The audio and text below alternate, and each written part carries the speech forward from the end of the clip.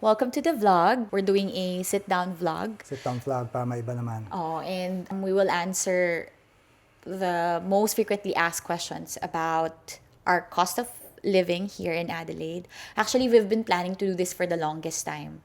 Pero nagpa-procrastinate Hindi kami. namin alam kung paano mag-start eh. Oo, eksakto. May nag-comment and may nagtanong. Si Annalyn, nagtanong siya about our cost of living daw dito sa Adelaide. So we've decided na, okay, let's do this na finally. So, So, Eto. taga-Australia din siya, di ba? yes, they are Queensland, from and ano din sila? Dink din sila. Double So, income, no kids. yeah, for those who are wondering, especially yung mga, like yung parents namin, hindi nila alam ibig sabihin ng Dink. Oh, pati mga tito ko sa States. Ang ibig What's a sabihin dink? nun is double income with no kids. Kahit ako hindi ko alam nung una. So, siya lang yung nagsabi sa akin. Yes. Anyway, without further ado, this is our first ever sit-down vlog about our cost of living here in Adelaide. Yes, so... Okay. Okay. So, let's start. Huwag na nating Wala na patagalin pa. patumpik-tumpik. So, Gugutom na ako eh. initially galing kami ng Melbourne. Melbourne. We 3 lived there years. for 3 years. 3 years. Tapos nag-move kami last year around September ba? September 6 to be exact. Okay. So, anong in-expect natin when we moved from Melbourne to Adelaide? Yung mga ina-expect nung lahat, mas mura yung cost of living. Oo. Pati sa, sa office, Food. pinag-uusapan nila. No? Yung rent. bahay. Ang in-expect talaga namin dito sa Adelaide is, number one, mas mababa yung cost of living. Pangalawa, well, yung parati ko naririnig, which is boring daw talaga dito. Na medyo disappointing na bakit dami kong comments before Na bakit from Melbourne na... sa mga workmates na bakit kayo mag-move sa Melbourne sobrang boring, ay sa Adelaide sobrang boring doon. Pero well, in fact, it's the opposite. Di kami nabobore. Kasi we actually love it here. We love Adelaide. It depends kung ano yung lifestyle mo. Siguro pag mga single na bata, preferred nila sa big city, mas madaming parties, mga Yes. clubs, Pero or sa ating concerts. mag-asawa na hindi na lumalabas, homebodies. Takbo lang yung pinakalabas namin. Kaya we love it here. Let's move forward dun sa core topic, which is yung cost of living, di ba? So simulan natin sa... From highest to lowest. Okay, let's do that. So number one definitely is the rent. So, yung rent namin sa Melbourne, one bedroom lang yon, 55 square meters. Sa city, as in naglalakad lang ako sa office, 620 a week. Okay? One bedroom, One bedroom. na Parking. walang Although wala parking, namang one bath. One bath. Medyo masikip talaga. No? Medyo masikip talaga. So, ito naman, 700. Pero, Two bedrooms. So yung isang bedroom is ginawa niya ng ginawa ko office. ng office, which is Tapos, amazing. And then we have two toilets and we have huge kitchen. Kitchen. Yun yung pinaka-importante. Meron siyang counter. Oo, meron akong island. May island siya Na yun yung yung number pinapangarap one, niya, oo. yun yung number one non-negotiable namin nung naghahanap kami ng bagong apartment dito sa Adelaide. So, yung rent dito, 700, di ba? So, yung difference siya is $80. Although, Mag-i-increase nag-renew na kami, magiging 720 na per week. So, all in all, before the increase, 2,800, no? 2,800 a month. A month. So, ililista na natin para Sige. matototal ko mamaya. Oo, so Sa Pilipinas, mas sanay tayo sa per month. Dito yung... per week ang bayaran kasi hindi. dito. Oo, per week. Which is Hindi, very yung unusual. rate niya actually per week, pero yung bayaran, fortnightly ang rate niya. Depende. Oo nga. Take note as well, merong parking tong kasama. Wala kaming kotse, by the way, pero meron na siyang included na parking. Oh. Ang ganda ng location, no? So, work ko is 10 minutes away lang na bike. Ang sarap din mag-bike, tapos meron din bike storage. Tapos 20 minutes away lang siya sa Randall Mall. Nandun na yung mga resto, yung Coles kung saan kami nag-groceries every week. And ang pinaka sobrang na-love namin tong apartment na to is because the space. We have way bigger space than what we had in Melbourne. Ang galing talaga ni Isa God. yan sa pinapasalamat ko kay God. Amen. Nung lilipat kami dito, isa yun sa prayer ko na makahanap kami ng magandang apartment. Which Which is, will make or break our stay here in Adelaide. And true enough, yung Boden na-reject, hindi kami natanggap do sa offer namin, binigay sa iba. Heartbroken pa kami. Sobra. Last minute naghanap kami, nagkakanda pa kami dahil the next day lilipad na kami dito, wala kaming inspect. Parang ganon. Oh, kasi just to give you a quick backstory, nung naghahanap kami ng apartment, so syempre dahil nasa Melbourne kami, ang paghahanap namin ng apartment is online lang. Tapos, kailangan naming lumipad dito for one day just to do an ocular, correct? So, nag-book kami ng ticket, nag-book kami ng accommodation. Meron na kaming inspection for that apartment. Oh. Last minute, Nabigay na-cancel na. kasi na-offer na pala sa iba. Apparently dito sa Adelaide, I'm not sure kung ganun din sa Melbourne, na kapag ka mag-rent ka, ano tawag doon? Parang Bidding. hindi nila tatawag na bidding. Oh, pero- Magsasubmit ka ng intention na gusto mo. Tapos Tas pwede magbibigay mong- ka ng pwede mong price. taasan. Oo. So, ganun. Medyo bidding na rin, di ba? consider. So, let's say, meron pa rin silang baseline ng Oo. presyo. So, bahala ka na kung gusto mo kung gusto mo magdagdag. taasan, para sure na makuha mo. Pero wala pa rin kasiguraduhan. Anyway, on to the next Okay, one. next one. Siyempre, food. Pinaka-importante, groceries. Ayan. Food and groceries. We'll talk about it. So, unang-una yung groceries. Kasi, ako'y nakatoka dito sa groceries. I would say na from the time na nag-move kami, mas tumaas talaga yung bili. Hindi nga namin alam kung bakit mas malaki yung gastos namin dito sa Adelaide sa groceries. Pero ang laki ng jump from 150 to 250 per A week na So, kami. 1,000 a month na yon, di ba? Well, that's the average. Oh, So, average. sometimes it goes up to 300 pa, Oo, minsan. max. Pero yung lowest, I would say, mga pagka marami pa Di kaming ba babang stock. 200?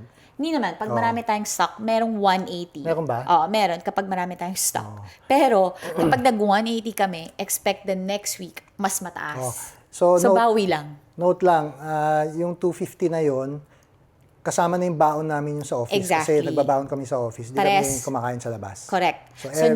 never. I mean, may times Emergency na, lang. oo, Ayan, pag may emergency, emergency. or kunwari, meron kang site inspection, Oo, kailangan tama niya yun. nandun kumain sa area na yon, tas walang accessible na initan ng food, microwave, ganyan. Sobrang Yun lang. bira lang mangyari yun. Oo. So, yung groceries namin, kasama na doon yung kinakain namin everyday sa work. Wala na kaming additional expenses. So, 3 times a day million. Oo. Aside from the groceries, which is 250 per week average yon. Eat out. Kung meron din kaming eat out. So, yung eat out namin, majority of the time Sabihin na natin is... 100. Yeah. Yeah. So, let's say 100, once a week. So, ang designated eat out talaga namin is either Friday night or Saturday lunch. Ganyan. So, majority of the time, once a week lang talaga. But sometimes, it goes up to 2. No? Can be 3 din. Di naman kami, lumagpas na tayo sa 2. Huwag na tayo kumain. Di kami ganon. Di kami strict. Hindi naman strict. Kung convenient ng kumain, medyo hassle pa mag-prepare, kakain na kami sa labas. But yung fix talaga namin is once a week. Kunwari kakain kami sa proper restaurant, like daughter-in-law umaabot ng 120. 120. Pag kakain kami ng, let's say, yung Minsan, gyros gyros lang. masaya na 40. kami doon. 40 na, dalawang kainan mo. O, dalawang natin. kainan ko pa yun. Oo. So, Kasi gagawa lang kalahati ako. lang yun eh. Correct. Gagawa lang ako ng Hahatiin chips ko dito lang. sa bahay. Homemade fries. In the Philippines, they call it fries. Here in Australia, they call it chips. So, ang bibilin lang namin sa labas is gyros. Dalawang kainan yun kasi big serving. Kung na tayong 400 na naman, additional, para sa eat out. Okay. Ito, meron pang isa. Yung coffee natin. Tama. Coffee. Additional so, expenses. meron kaming oh. subscription Correct. sa coffee. No? So, dahil hindi kami bumibili ng coffee Sa sa labas. cafe, sa labas, mind you guys, pag bumili kayo ng isang coffee sa labas, kung tulad namin na umiinom kami ng coffee with oat milk, Tapos, may ano additional pa? $1 yon, okay? Things to consider. Oat milk, extra na bayad. Tapos yung extra shot, additional bayad din yon. And kung gusto mo na medyo malaki, obviously, magbabayad ka for the size, di ba? Tama. So, roughly, pagka bumibili kami ng coffee sa labas, inaabot kami ng $8 sa isang cup. Okay. Sa isang, for him lang yun, or for me. Isang ano lang yun, isang serving. Dahil mayroon na kaming coffee machine, ang binabayaran namin is subscription for the coffee beans, which is $38 yung binabayaran ko per fortnight.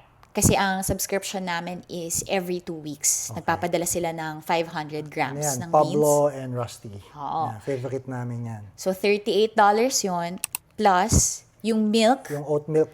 Dahil bumibili kung- kami ng kahon-kahon. Kung bumili kami ng oat milk, Pakita natin yung stock natin dyan. babakita ko, i-insert ko yung So, clip. bubuli ako ng 2 box plus Kasi, isang piraso para lang May ma-free. reason. Oo. Dahil gusto naming makalibre sa Shipping. shipping. O, diba?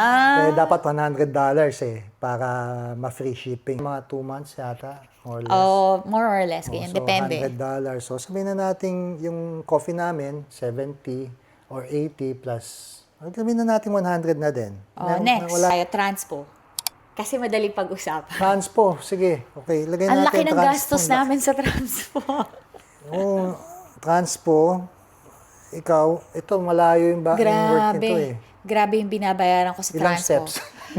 Steps pala. Steps ang binibilang nito sa work. Binabayaran ko sa transpo is 0. Effort ko na lang dyan ay yung paglakad ko kasi Okay. sa tapat lang ng bahay namin. Okay, sa'yo, anong bayad mo sa transpo? Well, nag-invest ako sa bike. Oo, yun yung Dahil pinakagastos. magbabike ako doon. Ang ano naman ako ang work ko, twice a week lang sa office. So, work from home ako ng Wednesday to Friday. So, 0 kami sa transpo. Correct, 0. Unless, and then, may caveat dyan. ano?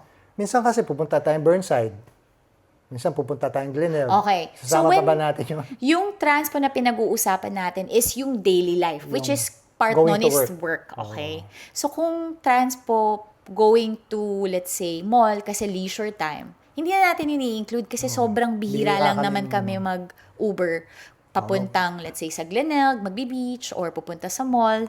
Okay. Very Totoo. bihira eh. So, let's not include. Next ko na, utilities. Oh, sige, let's Okay, syempre, Do that. meron tayong mga ano dito sa bahay, no? Yung utilities namin, electricity, kuryente, tubig, ano pa? gas. Gas? May hot Internet. water ba dito? Oh, yun doon na yung sa gas yata eh. Kasama na yun. Pansin ko, nung nasa Melbourne na hindi pa kami nagda-dryer, ang gastos ko sa kuryente was mga 110, ganon. 110, 100. Tapos nung nag-start na kaming dryer sa Melbourne, umaabot na siya ng 120, 125. Dito, every time naglalaba ako, dryer talaga automatic. Pero ang bayaran naman natin kasi is quarterly. Quarterly. So, magkano umaabot per month? Siguro mga 160 per month. Kasi Okay. 500 pag 450 yun eh. So 160 electric. Okay, so from 120 sa Melbourne to Ayun, 160. 160. Although mas malaki din tong bahay. 160 to add Tapos sa Adelaide. mas madalas ako mag-work from home dito. Oo. Internet. Okay. Internet namin is 100. So wala This nang- is per month? per month. Hindi ko alam yan.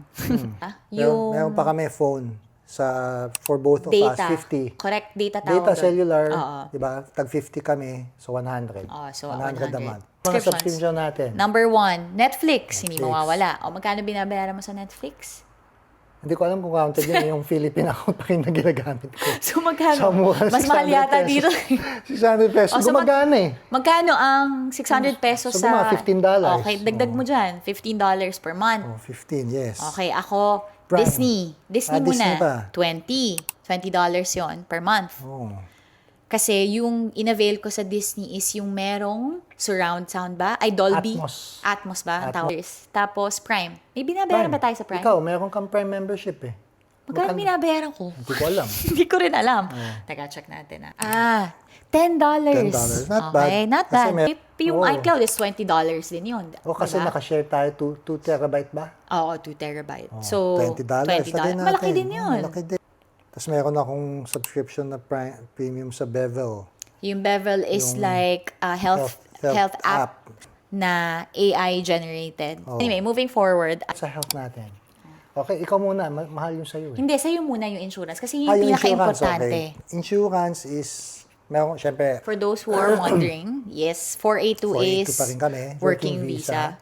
So, meron kami private Private. parang private private. insurance na bupa, which is $250 a month. 250 Couple as na a yun. couple Couple na. na yun. Tapos, kapag ka meron kang, meron ka lang mga additionals like when it comes to, ano ba, mga certain procedures, May add-ons. may add-on. Tapos kapag kunwari na hospital ka, ako ilang beses na ako na hospital. Kapag na hospital Pag ka, na-confine ka, 100% yata di ba? I don't know. Oo. Pero ilang beses na ako na hospital. So laging laging may share, hindi siya fully covered. Pero na rin, hindi na rin ganun. Hindi na rin masama. Oo. Imagine niyo recently, hindi ko na elaborate, pero recently na hospital ako, ang binayaran, dapat babayaran natin is 600, pero ang binayaran lang namin is 250. So, not bad, Not diba? bad. Okay. Anyway, Number insurance. 2, Gym. Sa Melbourne, na-discover ko yung BFT, which is a group class, 65 per week. Nung nag-move kami dito sa Adelaide, I was looking for BFT, pero walang BFT na malapit dito sa area namin. And I found V2. So, V2 is also a group class. This one is $60 naman per week. So, from 65, bumaba ng 60 per week. So, lagay mo 240, dyan. Nung kinompute namin lahat ng gastos namin, meron pa dyan, syempre, hindi na namin na-cover lahat. Mga damit, sapatos, Tsaka yung mga extra na it's just skincare. So, hindi ko na siya sinama. Kasi hindi naman siya parati. Yung mga luho, hindi na namin sinama. So, all in all, nung kinompute namin, ang gastos namin roughly is around 5,300 per month. Per month. So, kung hate na hate ko to talaga. Hate na hate kung nagko-convert. Kasi pag nakikita ko yung conversion, Hindi niya ba masyado sumasakit abisado yung ulo ko. Hindi pa ako magaling sa conversion. Minsan pag sinasabi ko sa kanya, Ha? Ganun yung presyo nun? 8,000 yun? Sana hindi mo na sinabi sa akin. Nakakainis. Nalaman ko patuloy. Yun. Ang ganun. Yan. Exactly. Ganyan na ganyan yung reason ko. Kaya ayoko nagko-convert. Nag-iisip mag-migrate. Oo, para may idea kayo kung gaano siya kalaki sa peso. For 2, 5,3 Is- multiplied by 40. Monthly ang gastos namin is around 212,000. Kaya ayoko nagko-convert. Sakit sa ulo. Not My bad. God.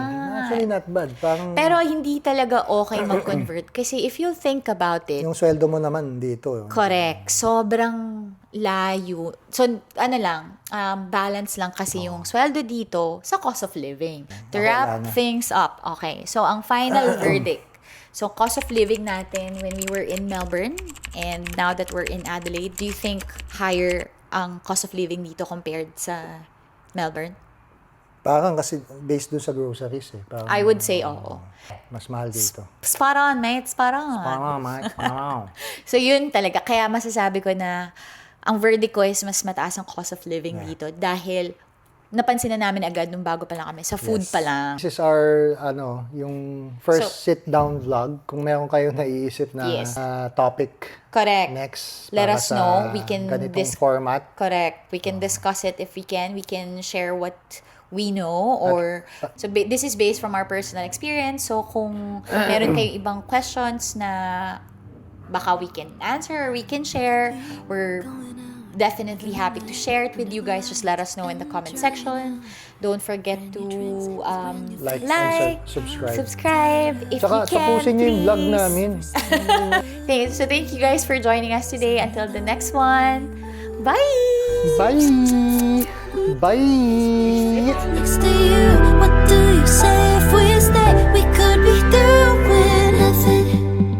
We could just sit here in the silence saying